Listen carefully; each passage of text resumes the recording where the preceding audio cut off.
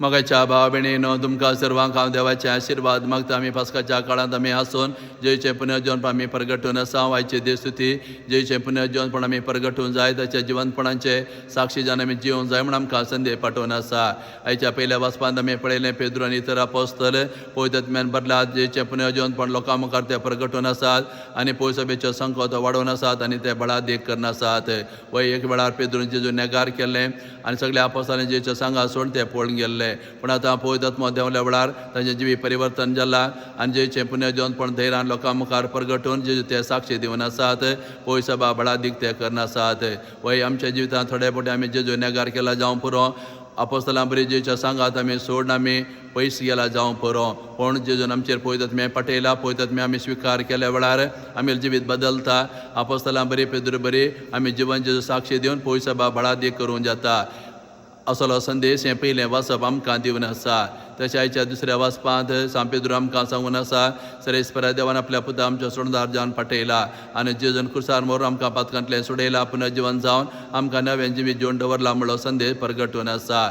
तशें आयच्या बांजेलांत आमी पळयलें 2 जाण सीस जेरुजलेम शहर सांडून आपोस्तलाच्या सांगा सांडून हे निराशे जावन तांच्या गांवांत ते फाटीं वचून आसात.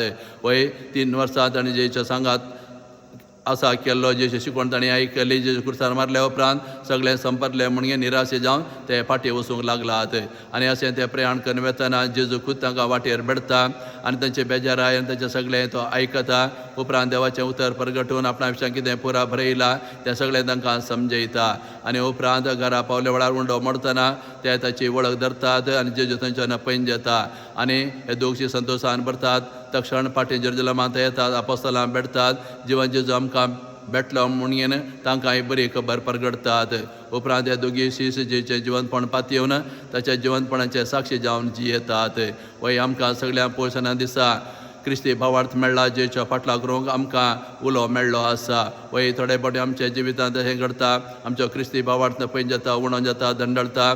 पिडा शेडा आयल्या वेळार जेजून आमचें मागणें आयकनातल्या वेळार आमचो भावार्थ उणो जाता. थोडे फावटी आमी जेजू सांडून पयस वेता. जर तर आमी असल्या परिस्थितींत आसल्यार जेजू आमकां सोडून घालिना.